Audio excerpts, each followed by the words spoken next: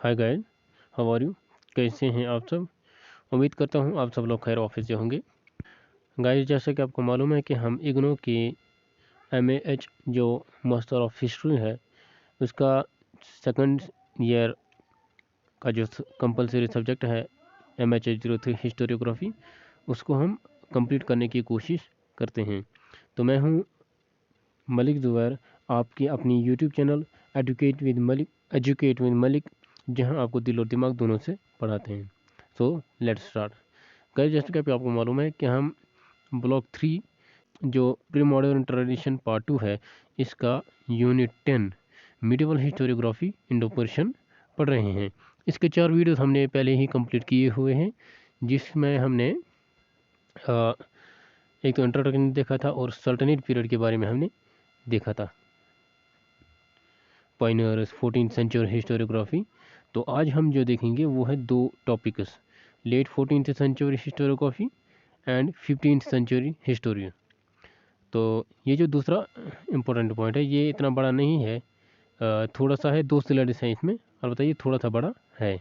तो ये दोनों हम आज के ही वीडियो में कंप्लीट करेंगे, और इसके बाद जो है वो हम अगली वीडियो से मुगल्स के बारे में पढ़ना शुरू करेंगे, जिसमें हम ये सारे टॉपिक जो हैं कवर करने की कोशिश करते हैं। तो अब आगे बढ़ते हैं। तो आज का जो हमारा टॉपिक है वो है लेट 14th सेंचुरी हिस्टोरियन। सीरत फिरोज शाही जो है, और दूसरी बुक है फतुहात फिरोज शाही। इन दोनों को कंपाइल किया था सुल्तान फिरोज शाह तुगलक। उसने खुद ही ये दोनों किताबें कंपाइल की थी, कंपोज की थी। एक और जो है दूसरी तारीख फिरोज शाही, ये शम्स सिराफ अफीफ़ी ने किया था।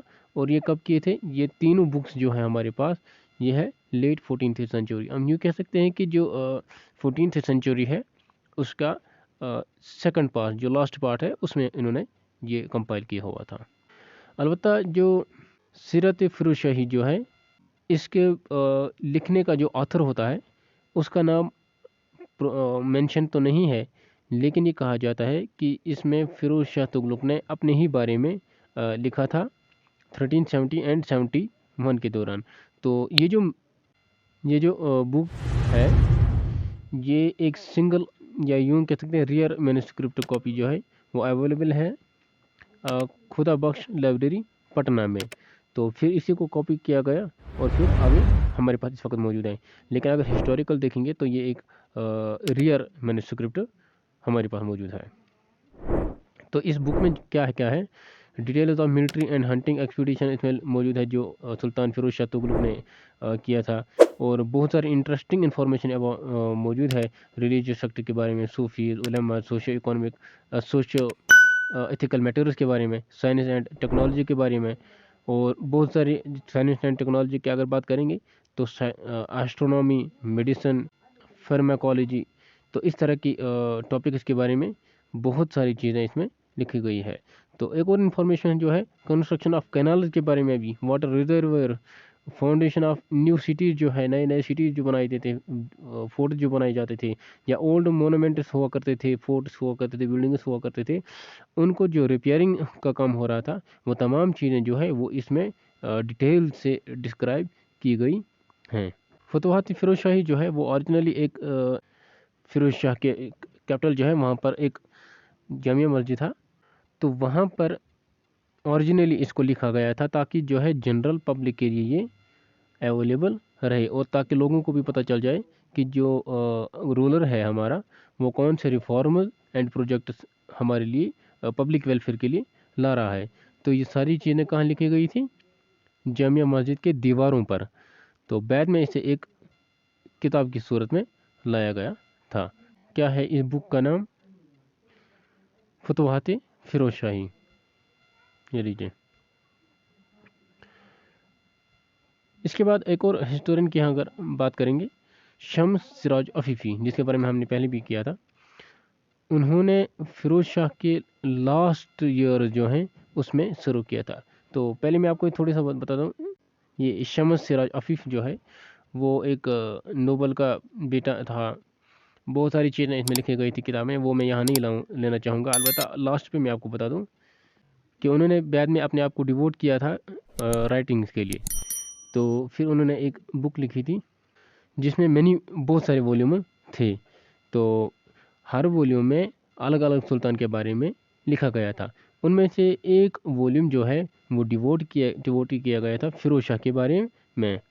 तो ये कहा जाता है कि ये जो बुक है ये कब कंप्लीट किया गया था, जब 1398 में तैमूर ने, जो एक मुग़ल एम्पायर जो है उसके फाउंडर जो है बाबर, उसके फादर जो था, एंसेस्टर जो था, उसने दिल्ली पर कब्ज़ा किया था, सैकल किया था, तो अटैक किया था। तो उसके बाद तक इसको कंप्लीट किया गया था। यूँ भी कहा जाता है कि जो फिरोज शाह है वो एक सेंटली रूलर था। अगर वो अपने थ्रोन पर ही न बैठता तो दिल्ली हाथ से जा चुका होता है। वो हमेशा अपने थ्रोन पर ही रहा और उसने दिल्ली के जो रूलर क्लाइमेटी जो है उसको नाकाम बनाया था। मतलब बहुत सारे कोशिश करते थे कि वो क्लाइम करे एज ए रूलर, लेकिन वो खुद ही बैठ गया था थ्रोन पर और तख्त पर। तो जिसकी वजह से उसकी जो सल्तनत की वो जो तख्त था वो बचा रहा। तो उनने खुद जो बुक लिखी थी किसके फॉर्म में, मनाक्यूब के बारे में, यानी कि कलेक्शन ऑफ वर्च्यूज के बारे में, इस अंदाज से उन्होंने वो बुक लिखी थी। जो उन्होंने अपने बारे में लिखा था वो बिल्कुल एक सेंट के बायोग्राफी के बारे में जिस तरह लिखा जाता है, तो इस तरह उन्होंने वो लिखा था वो बुक। जो बाद में एडिटर्स आए थे, मिसाल कह सकते हैं कि मॉडर्न हिस्टोरियन जो है या बाद में जो हिस्टोरियन आए, उन्होंने इस बुक का नाम रखा था तारीख़ी फिरोज शाही। अदरवाइज इसका ओरिजिनल नेम जो है वो था मनाक्यूब। तारीख़ी फिरोज शाही बुक का नाम रखा गया, लेकिन किसी और ने इसे रखा था, या मतलब बाद में जो एडिटर्स आए थे उन्होंने इसका नाम तारीख़ी फिरोज शाही रखा था। तो ये जो बुक है तारीख़ी फिरोज शाही मनाक्यूब, जिसका पहला नाम है, ये 5 पार्ट्स में डिवाइड किया गया था, और पार्ट्स को किस्म कहा जाता है, मतलब जो ओरिजिनली वर्ड्स इसमें इस्तेमाल किए गए थे। और हर पार्ट जो है वो 8 मुकदमा जो है, चैप्टर जो है वो कवर कर रहा है। मिसाल के तौर पर हमारी बुक अगर हमारे पास है तो उसमें कहते हैं यूनिट्स, और यूनिट्स में बहुत सारे चैप्टर्स आते हैं। अब चैप्टर जो होते हैं वो अनइक्वल लैंग्वेज के भी हो सकते हैं। तो इसी तरह ये बुक थी, इसमें 5 किस्म थे और हर में 8 चैप्टर्स हुआ करते थे, और जो चैप्टर हुआ करते थे वो अनइक्वल लैंग्वेज, मतलब कि इसका अलग लैंग्वेज था, इसका अलग लैंग्वेज था, इसका अलग लैंग्वेज था। इसी तरह बाकी 8 जो हैं उसमें अलग लैंग्वेज थे, इसी तरह अलग बाकी 8 इनमें अलग अलग लैंग्वेज, मतलब लैंग्वेज डिफरेंट हुआ करता। अलबत्ता जो लास्ट एंड द 5th किस्म है, पार्ट है, वो 15th चैप्टर के साथ एंड होता था।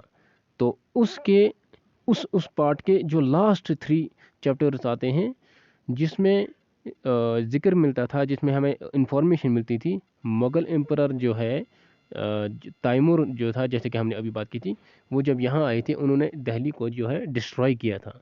बाबर का एंसेस्टर था। जब उसने ये देखा कि इस बुक में मेरे खिलाफ जो लिखा गया है, तो उसने क्या किया, उसने लास्ट 3 चैप्टर्स को उस बुक से डिस्ट्रॉय किया, मतलब निकाल दिया। तो ये जो वॉल्यूम है जिसमें फिरोज शाही के बारे में उन्होंने अपने बारे में लिखा था, ये बहुत ज़्यादा इम्पोर्टेंट है सोशो इकोनॉमिक लाइफ के बारे में, जो कि फिरोज शाह अपने स्टेट में लाया करता था, जो पॉलिसीज उसमें लाया करता था सोशो इकोनॉमिक लाइफ के रिलेटेड। तो इसमें बहुत सारी इंफॉर्मेशन है, जिसकी हमने अभी बात की थी। Foundation of new urban centres के बारे में, construction of canal, water reservoir, administrative reform भी जो किया करते थे, वो अगरचे इसमें नहीं मिलते थे, लेकिन इस अंदाज से ज़्यादा तो नहीं मिलते थे, लेकिन बाद में जो है रेवेन्यू मैटर्स के बारे में जो रिफॉर्म उन्होंने लाए थे, एग्रीरियन रिफॉर्म, वो उन्होंने मेंशन किया हुआ था। शमस सिराज अफीफ जो है वो फेल नहीं हुआ था इस बात को मेंशन किए हुए कि जो करप्शन है उस वक्त ये सल्तनत में हो रहे थे एडमिनिस्ट्रेशन में, मतलब कि वो उन्होंने क्लियरली मेंशन किया हुआ था। तो उसमें उन्होंने कहा कि जो मिनिस्टर थे, ऑफिशियल थे, वो रिश्वत ले रहे थे, वो करप्टेड थे।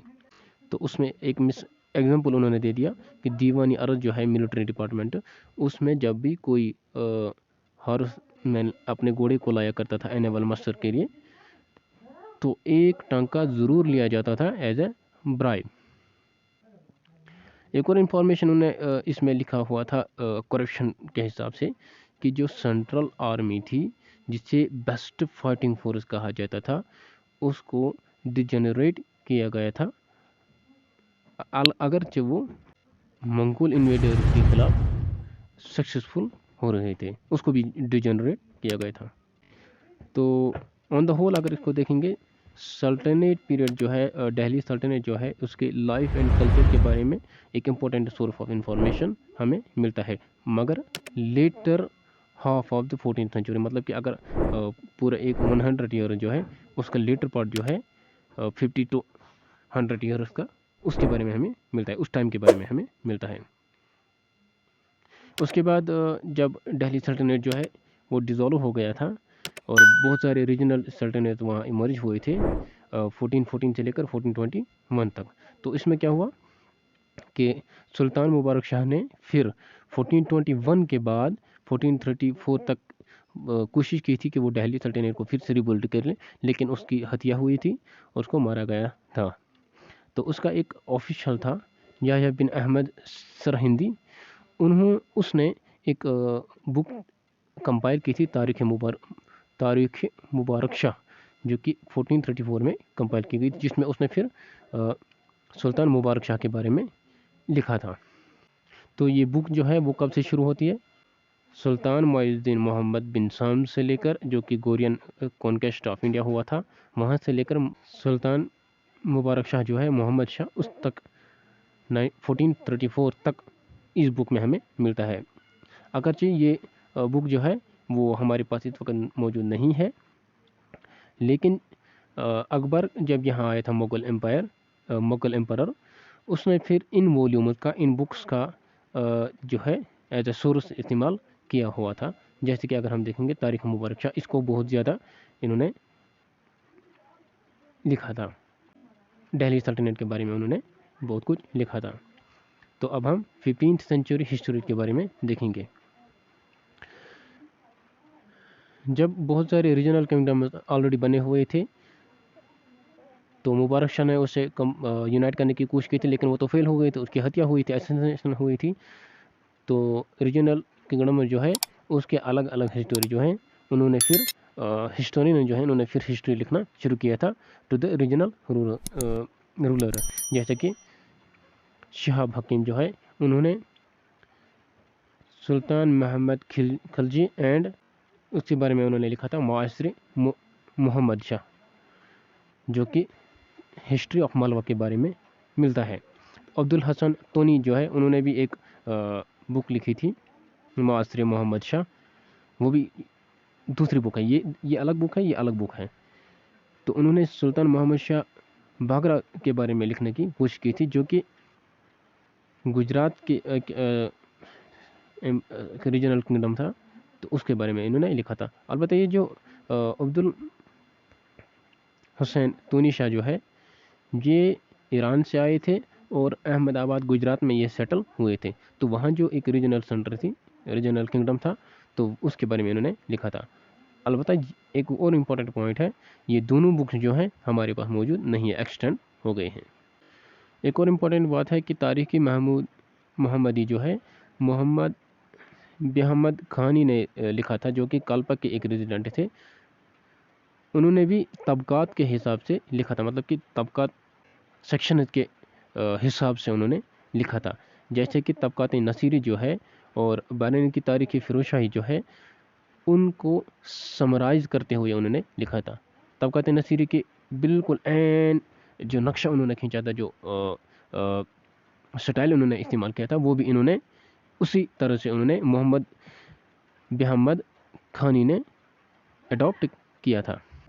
तो इसी तरह बहुत सारे हिस्टोरियन जो हैं उन्होंने वर्क लिखे थे फिरोज शाह एंड उसके सक्सेसर के बारे में, या बहुत सारी चीज़ें लिखी थी। तो गाइस, सल्तनत पीरियड जो है उसके बारे में हमें अब ये कंप्लीट, आज का वीडियो कंप्लीट हो गया है। अब हम मुगलत के बारे में अगली वीडियो से पढ़ेंगे। Thank you for watching this video. Bye bye.